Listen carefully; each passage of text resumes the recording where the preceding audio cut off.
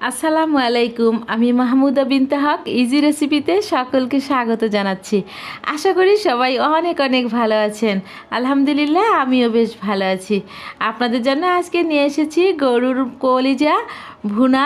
পরিষ্কার এবং ভুনা দুটোই দেখাবো। খুবই মজাদার, লোভনীয় আর দুর্দান্ত স্বাদের হয়ে থাকে। খুবই মজাদার। আর একবার যদি এইভাবে আমার মতো পরিষ্কার করে রান্না করেন, এর স্বাদ মুখে লেগে থাকবে, কখনোই ভুলবেন না। এত মজার।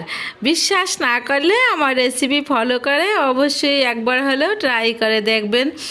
তো চলুন কিভাবে কলিজা রেসিপি করছি আপনাদেরকে দেখিয়ে দিচ্ছি। এখানে আমি 1.5 কেজির মতো কলিজা নিয়েছি।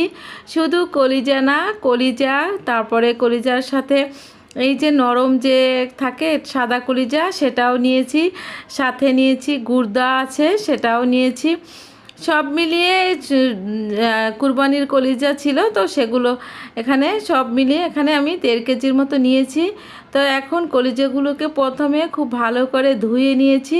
তারপরে দেখুন চুলায় গরম পানি দিয়ে একটি পাত্রে তারপরে আমি পানির মধ্যে কলিজাগুলো দিয়ে দিয়েছি, আর দিয়ে দিচ্ছি এখানে 1 চা চামচ পানি লবণ। তো লবণটা দেওয়ার পরে কিছুক্ষণ পরে দেখবেন সে রূপ পরিবর্তন করতেছে। দেখুন কতটা ময়লা ভিতর থেকে বের হয়ে আসছে কলিজা থেকে। এই ময়লাগুলো থাকার কারণে আমাদের কলিজা রান্না করলে কালো হয়ে যায়, কলিজা থেকে গন্ধ আসে, অনেকেই খেতে পারে না। সেজন্য আপনাদেরকে আজকের কলিজা পরিষ্কার করা থেকে সম্পূর্ণ দেখিয়ে দিচ্ছি। তো আমি এভাবে 10 থেকে 15 মিনিট সিদ্ধ করে নিয়ে তারপরে ঠান্ডা করে দেখুন কলিজার উপরে একটি আবরণ থাকে, শক্ত একটি আবরণ থাকে। চেষ্টা করবেন গরম থাকা অবস্থায় এই আবরণটাকে তুলে ফেলার।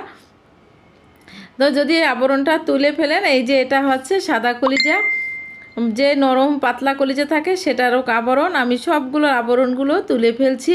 চেষ্টা করবেন আবরণটা তুলবেন, তাহলে কলিজা রান্নার পর আর শক্ত হয়ে যাবে না। তো এইভাবে করে আমি সমস্ত কলিজাগুলোর উপরের আবরণটা তুলে নিয়েছি। এবারে কাটার পালা। তো আমি ছোট ছোট করে কলিজা ভুনা করব আলু দিয়ে, সেজন্য ছোট ছোট টুকরো করে যে দেখুন এই সাইজটা করে কলিজাগুলোকে কেটে নিয়ে নিচ্ছি। আপনারা আপনাদের পছন্দ মতো সাইজ করে এখানে কেটে নিতে পারেন, ছোট বা বড়।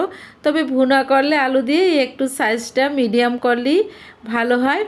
তো এরকম করে আমি সবগুলোকে কলিজা কেটে নিয়েছি। এই যে দেখুন, আর এই যে লাল দেখা যাচ্ছে এগুলো হচ্ছে সাদা রঙের যে কলিজাগুলো থাকে, সেই কলিজাগুলো, যে নরম কলিজাগুলো থাকে সেগুলো।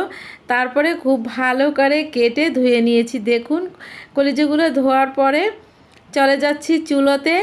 এখন চুলার প্যানে দিয়ে দিচ্ছি সয়াবিন তেল। একটু তেল বেশি লাগে কলিজায়, সেই সাথে এখন দিয়ে দিচ্ছি কিছু গোলমরিচ, কিছু দারুচিনি আর কিছু তেজপাতা, আর দিয়ে দিচ্ছি এলাচি 5-6টা, এগুলো দিয়ে দিলাম। তো দিয়ে আর লবঙ্গও দিয়েছি 4-5টা, দিয়ে ভালো করে 1 মিনিটের মতো এটাকে ভেজে এখন দিয়ে দিচ্ছি পেঁয়াজ কুচি। আমি আমার হাতে 2 মুঠো পেঁয়াজ দিয়েছি। পেঁয়াজটা একটু বেশি দিবেন, তাহলে খেতে খুবই ভালো লাগবে কলিজাটা। তো তারপরে এখন পেঁয়াজটাকে একটু 2 মিনিটের মতো নরম করে দিয়ে দিচ্ছি পেঁয়াজ বাটা 2 টেবিল চামচ, আদা বাটা দিয়ে দিচ্ছি 1 চা চামচ, 1 টেবিল চামচ রসুন বাটা দিয়ে দিচ্ছি 1 টেবিল চামচ। সব কিছু 1 টেবিল চামচ করে দিয়ে খুব ভালো করে আদা রসুনটাকে কাঁচা গন্ধ দেওয়ার পরে এখানে 1.5 টেবিল চামচ পরিমাণ মরিচের গুঁড়ো দিয়ে দিলাম, আর দিয়ে দিচ্ছি 1 টেবিল চামচ পরিমাণ হলুদের গুঁড়া, দিয়ে দিচ্ছি 1 টেবিল চামচ পরিমাণ ধনিয়ার গুঁড়া, 1 টেবিল চামচ পরিমাণ জিরার গুঁড়া দিয়ে ভালো করে মশলাটাকে আবারও কষিয়ে নিচ্ছি। এরপরে দিয়ে দিচ্ছি, আমি এখানে গরম পানি দিয়ে সবসময় রান্না করি, চেষ্টা করবেন গরম পানি দেওয়ার। তো গরম পানি দিয়ে 1 কাপ পরিমাণ তারপরে কষিয়ে নিচ্ছি। সেই সাথে দিয়ে দিচ্ছি 1.5 চা চামচ পরিমাণ লবণ বা স্বাদ মতো লবণ দিবেন, দিয়ে খুব ভালো করে কষিয়ে নিচ্ছি। এখন দিয়ে দিচ্ছি গরম মশলা, এখানে 1 চা চামচ পরিমাণ গরম মশলা গুঁড়ো দিয়ে দিলাম। এখানে আমি রাঁধুনি দিয়েছি, আপনারা যে কোনো ব্র্যান্ডের গরম মশলা গুঁড়ো দিয়ে দিতে পারেন। এবারে ধুয়ে রাখা কলিজাগুলো দেখেন কতটা ফ্রেশ, এই কলিজাগুলোকে দিয়ে দিলাম মশলার ভিতরে। আর কালারটা দেখুন মাশাল্লাহ কতটা সুন্দর কালারটা। তো এখন কলিজা দিয়ে খুব ভালো করে এটাকে কষিয়ে নিব। তো এরকম অনেক 2 থেকে 3 মিনিট কষিয়ে নেওয়ার পরে দেখবেন যখন যে কলিজাগুলো একদম ভুনা ভুনা হয়ে যাচ্ছে, এরকমের হয়ে যাবে। দেখুন একদম কষিয়ে খুব ভালো করে কষাবো, তারপরে দিয়ে দেব এখানে 2 থেকে 3 মিনিটের জন্য ঢাকনা দিয়ে ঢেকে দেব। আর এরই ভিতরে দেখুন কলিজা থেকে পর্যাপ্ত পরিমাণে তেল বের হবে। এই তো কলিজাগুলো দেখতে কতটা সুন্দর হয়েছে আর কষানো আমার হয়ে গিয়েছে। এখন দিয়ে দিচ্ছি এখানে কলিজার সাইজ করে কিছু আলু, 4 থেকে 5টা আলু আমি কেটেছি, যেহেতু 1.5 কেজি কলিজা, তো সেজন্য কিছু আলু কেটেছি। আলুগুলোও দিয়ে দেবো, যেহেতু আমার বাচ্চা আলু পছন্দ করে। আলুগুলো দিয়ে আবারও খুব ভালো করে কষিয়ে নেব। তারপরে আবারও ঢাকনা দিয়ে দেব 2 মিনিটের মতো।